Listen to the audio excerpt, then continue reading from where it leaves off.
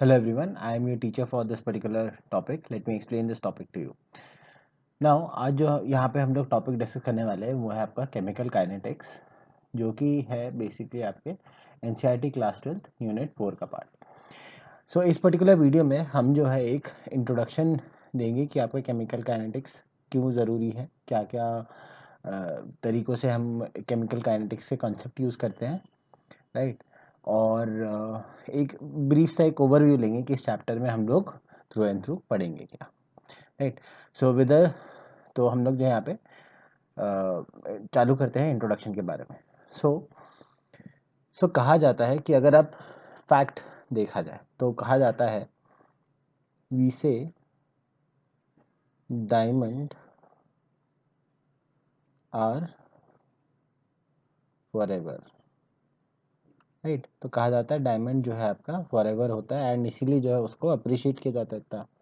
But factually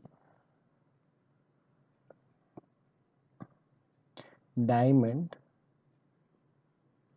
converts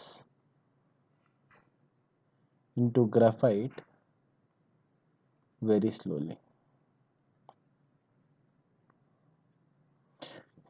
ठीक है।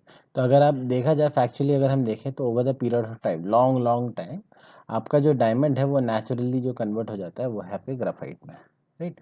तो ये पर्टिकुलर प्रोसेस जो है आपका बहुत स्लो है, राइट। अच्छा, on the other hand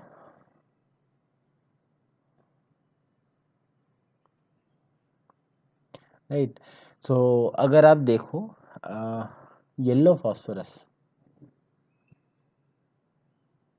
right, burns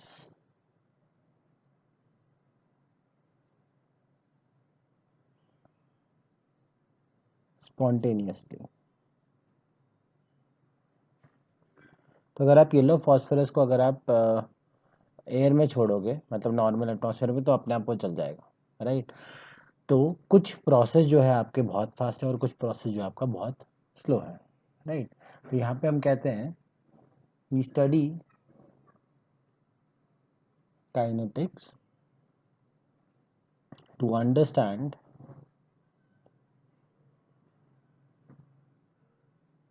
the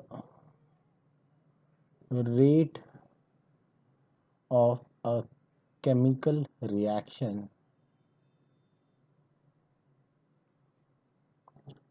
right.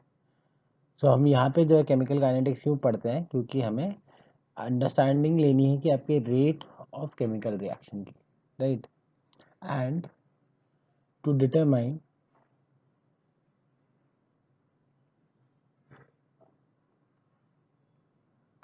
how to alter या change the factors affecting,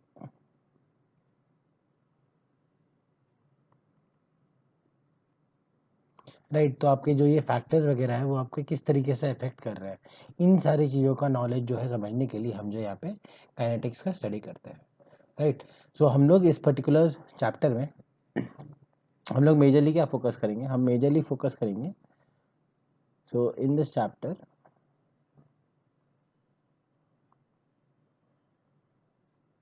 mainly we will talk about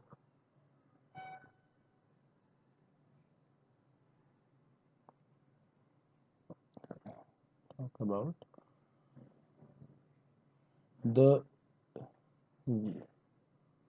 different ways to express rate of reaction and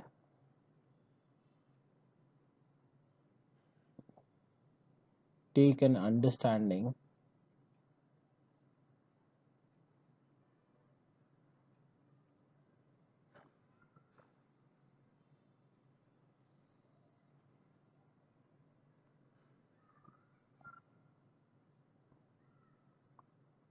about